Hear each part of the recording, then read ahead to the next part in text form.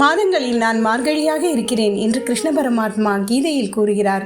தேவர்களின் மாதமாக போற்றப்படும் இந்த மார்கழி ஆன்மீகமும் ஒழுக்கமும் நிறைந்த ஒரு தெய்வீக காலம், மிகவும் உயர்ந்த மாதம். அதனால்தான் அதிகாலையில் எழுந்து கோலமிட்டு அதில் சாணத்தால் பிள்ளையார் பிடித்து வைத்து பூக்களால் அலங்கரித்து மார்கழியை வரவேற்கும் வழக்கம் நம் முன்னோர்களின் ஆழ்ந்த சிந்தனையை வெளிப்படுத்துகிறது.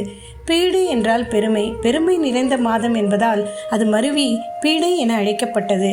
கடந்த துன்பங்கள் நீங்கி வரவிருக்கும் தை மாதத்தில் புது வாழ்க்கை மலர வேண்டும் என்ற பிரார்த்தனையின் மாதம் இது.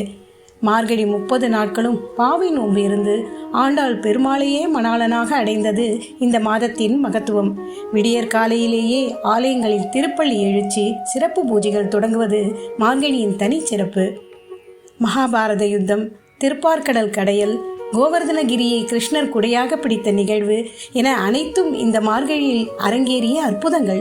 சிதம்பரத்தின் ஆருத்ரா தரிசனமும் ஸ்ரீரங்கத்தின் வைகுண்ட ஏகாதசியும் இந்த மாதத்தின் உச்ச விசேஷங்கள்.